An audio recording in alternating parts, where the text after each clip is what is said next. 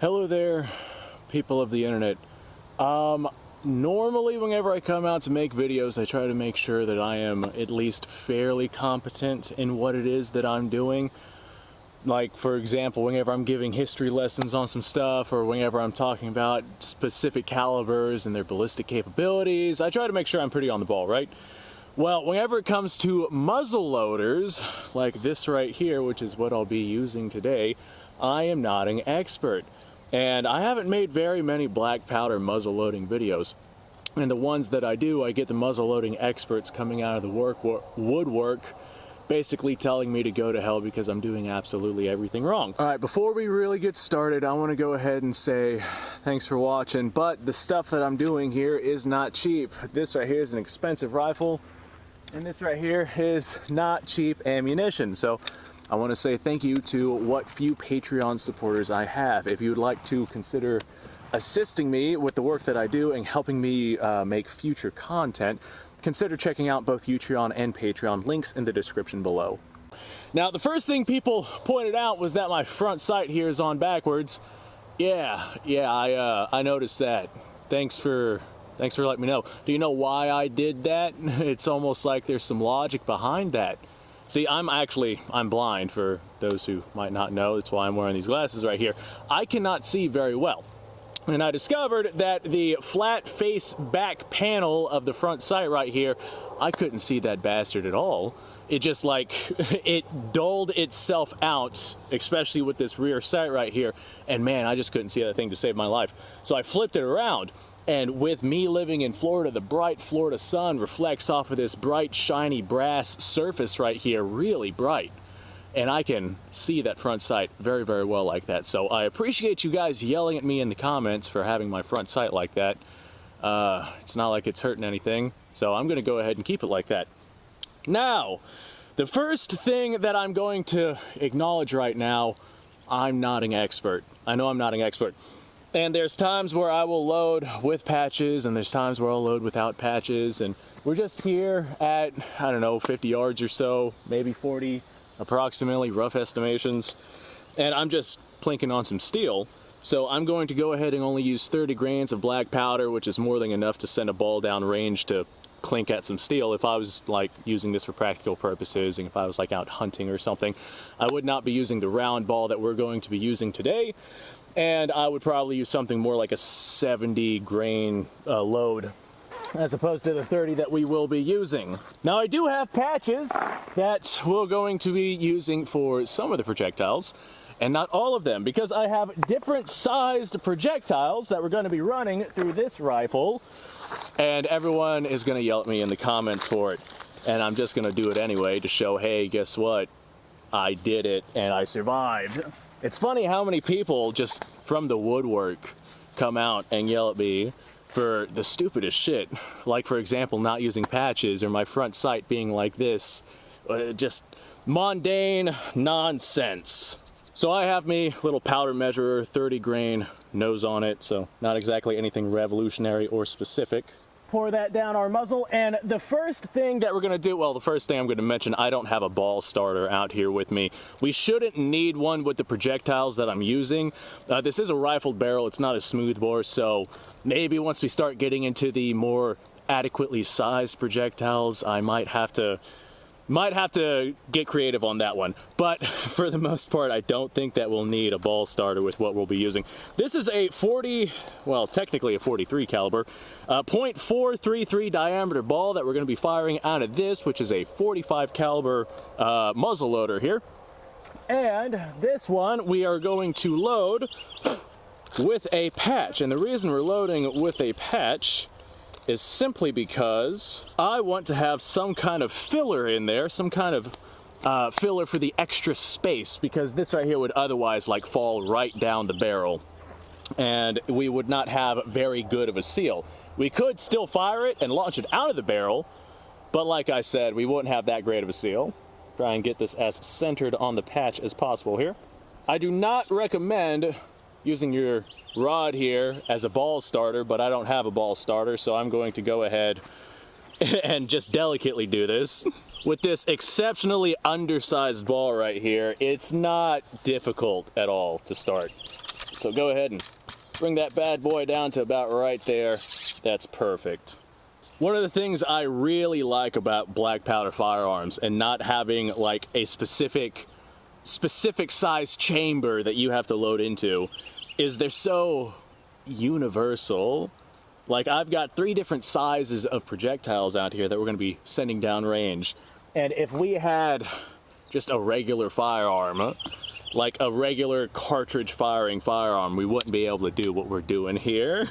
All right, cap is on, ball is in, we are seated nicely, powder's in, I'm using 30 grain charge. Let's go ahead. I'm gonna poke this out just a little bit so I can, yeah, see? I'm not sure how well that's gonna pick up on camera with how far you guys are, but that front sight is just reflecting very nicely here in the Florida sun, and I can see it very well. All right, failure to fire. Not surprised on that. Actually just recently cleaned and oiled this bad boy up, so there might be a little bit of oil still in that nipple there. Let's go ahead, toss another one of these bad boys on there, and try this again. So my camera fell down. I hope you guys enjoyed your trip. Okay, let's finally get around to making this shot here. And I'm pretty sure we smacked our steel. Let me wander down there and actually make sure that we smacked our steel. I think I heard it clink though. All right, confirmed. Solid hit on the steel. So we managed to make a shot at about 40 yards or so with a massively undersized ball using a patch as like, I guess I'd call that filler at that point. I mean, yeah, I would call the patch more filler than anything so the ball doesn't like roll out of the barrel whenever I'm aiming down range. We're gonna move up in size. These are actual 45 caliber balls, 137 grain. These are .452 diameter balls. And these are what I use in my 44 caliber revolvers. Let's go ahead and shove this into this 45 here. 45 muzzle loader. Now we're still gonna use the same 30 grains of powder. This is just the Pyrodex FFG equivalent. It's not really anything special. But this time, whenever we load the ball, we're not gonna use a patch with the ball. And whenever I don't use patches with my muzzle loading, I get yelled at in the comments. Everyone down in the comments is absolutely foaming at the mouth. So now we just kind of take this regular old round ball, just a little round ball. And without a patch, I'm sure that I'll be able to seat this in here using the ramrod since I don't have a ball starter here. Just got to be a little bit more on the delicate side. Oh yeah. Oh, that's no problem at all. Yeah, just got to be a little bit more on the delicate side whenever you're using a ramrod to actually shove the ball into home. But this is still kind of an undersized ball, honestly. Especially since we're still using, or since we're not using a patch now. I imagine once we move up to the 4.57 caliber balls, we might have a little bit of a difficult time using this ramrod here. I might have to use something else to actually ram the ball into place. I'm not gonna risk breaking the ramrod just because I don't have a ball starter. So now this is a patchless 4.52 caliber ball out of a 45 caliber rifle. We're gonna go ahead, aim down range, take a shot, see if we hit our target. Yep, I heard the clink of steel, so we hit our target. All right, so yeah, people are gonna yell at me for not using a patch, just like before, I'm sure. But hey, guess what? The target didn't care that I used a patch. It still got shot. Okay, so that's 2 different size projectiles that we've used now. So that's one thing to yell at me for. And I used both a patch and didn't use a patch. And that's another thing to yell at me for. Let's move on to the 4.57 projectiles. We're going to use the same 30 grains of powder here. Pour this bad boy down the barrel, just like that. Now, just a fair warning to anyone out there who's going to yell at me about lubrication of the patches and whatnot. These are lubricated balls, so I'm not that incompetent. Actually, this right here, this went in no problem at all. It is definitely stiffer than the 4.52, but even then, I don't think I'd even risk breaking my rod with these 4.57s. I do have a ball starter ordered, by the way. Somebody's gonna go down in the comments, well, you can't even afford a $5 ball starter. Actually, I got the $10 one. It's brass and wood, and It's gonna match the aesthetics of my muzzle loader here very, very nicely. Now, what did I talk about? I think I was talking about the muzzle loader earlier. This is a Spanish Jucar Arms, I think it 45 caliber. I think that they were going for a plains rifle look-alike. So I'm gonna go ahead and just send this ball down range. I have no doubts that the 4.57 is gonna hit target just like the 4.52. I was very surprised at the accuracy that we got from the 4.33 patched balls though. So we're gonna go ahead and send this, and then we're actually gonna step out to distance, and we're gonna see how accurate these things are at an actual distance versus just this little plinking distance that we're at. Oh yeah, we smacked our steel. Man, this is a nice rifle. This thing is fun. All right, well, as of now, we're basically just down here having fun. We're out here at about 100 yards, approximately, rough estimations. And I have my undersized 4.33 diameter ball in this thing with a patch to act as filler. I imagine it's not going to be nearly as accurate as a properly sized ball. But the patch with the filler, well, a patch for filler, might stabilize the bullet enough for us to make a hit at 100 yards. I have no idea if I'm going to hit my target with this thing. I know for a fact I can hit my target with a properly sized ball, but let's find out if I can manage to smack my target at 100 yards with an undersized ball that just has a very thick patch on it. Was that a hit? Did I just hear a clink of steel down there? Let me wander down there and see what we're working with. Okay, so we did hit our target, but we didn't. It looks like we deflected off of the ground and smacked into the target, and I mean, we are shooting at 100 yards with only 30 grains of black powder and an undersized ball. So, yeah, I'm gonna go ahead and aim a little bit higher, and we're gonna see if we make a shot onto the target. Let's go ahead. Just make sure that everything here is okay and good to go. And let's send a round down range. All right, that sounded like a clink. That sounded like a clink to me. Let me wander down there and see what we're looking at here. All right, so we did hit our target, but the hit on target was significantly off of where I was aiming. So who would have thought the undersized ball is a little inaccurate, especially at 100 yards. So now we are moving on to the 4.52 diameter ball, which is what I would call the most appropriate size diameter ball for what it is that we're doing here. And the black powder fouling is definitely making it more difficult to load these in. I can feel that as I'm trying to push them down the barrel, but it's still not significant enough for me to worry about breaking my ramrod. Trust me, I'm not going to force anything. I'm not going to bust my ramrod. But 4.52 without a patch, lubricated ball, we are going to take the same 30-yard shot at 100 yards, or 30 grain shot at 100 yards. I don't know what that sentence was. And we are going to see how this goes. I imagine that this is going to have more pressure and power behind it, because the undersized ball, a lot of the gases and whatnot would escape past the projectile as it tries to launch out of the barrel, versus this one, which is much more snug. I did not hear the clink of steel that time. I'm fairly certain that we missed our target. Correct, we did not hit our shot. So this is the same 4.52 diameter ball, same 30 grains of powder, except this time I'm going to aim a little bit higher because I'm pretty sure that we're hitting low, and it makes sense with the loading that we're using. So we're going to go ahead, aim a little bit higher, see if we hear the clink of steel. I think I heard the clink of steel that time. Kind of hard to tell, but I think I heard it that time. Just for fun, I'm going to go ahead and send one more down there because I'm having a good time here. I did not hear the clink of steel that time though. Okay, let me walk down there. I want to see what I can see down there on the target. I know I heard at least one clink of steel. I want to see where these rounds are going. Okay, so I made 2 of those 3 shots. I did miss one, and they are all over the target. So I'm at 100 yards with 30 grains of black powder. Yeah, we're definitely have some projectile drop here. So I'm gonna go ahead. This is 4.57, the oversized projectiles that I use for my revolvers.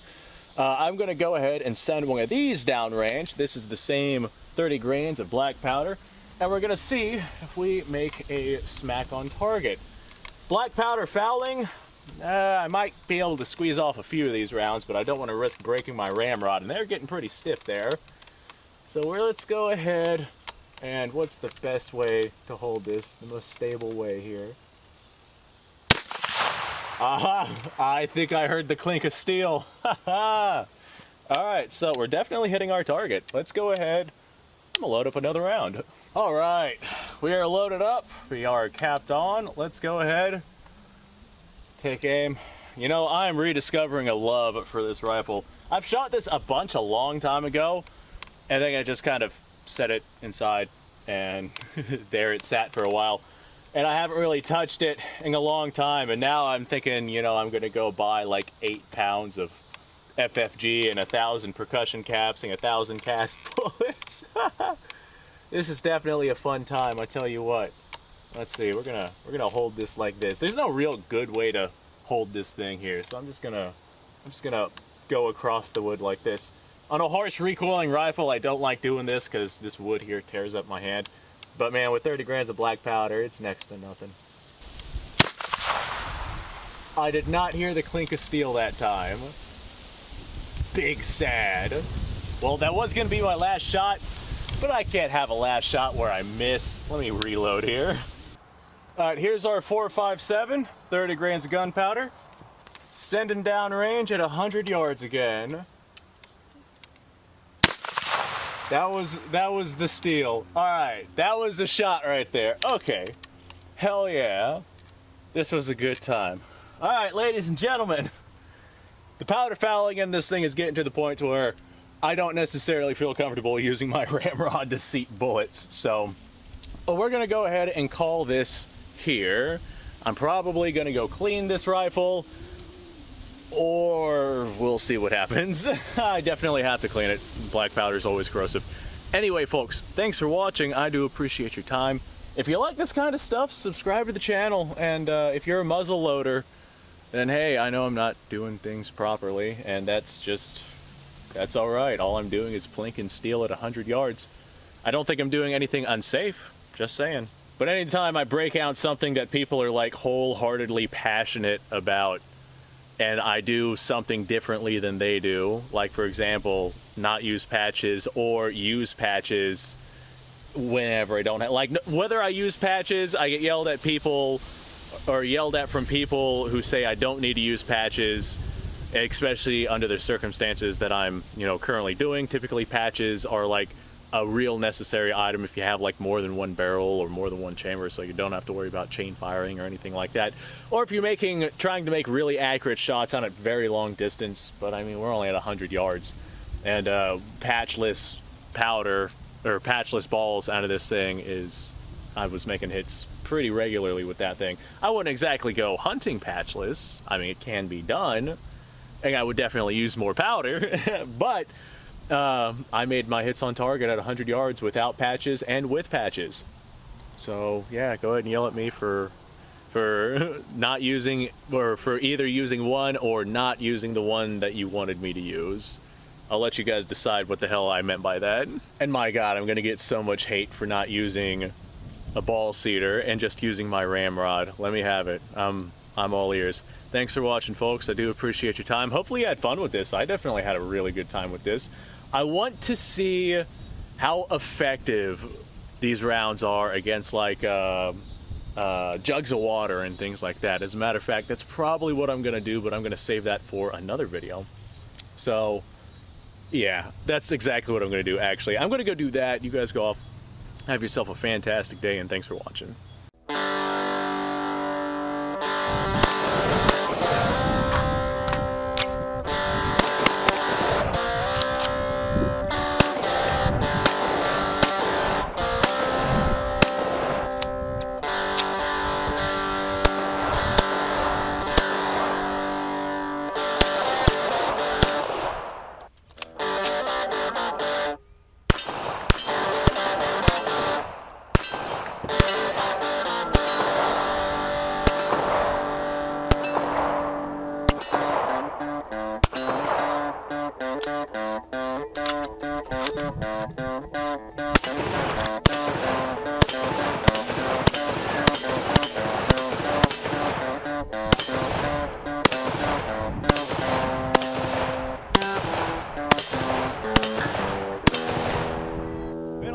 while since I've done this.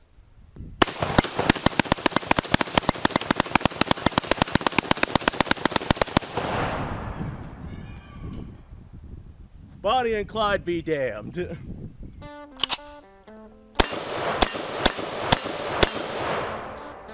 Poor man's Garen.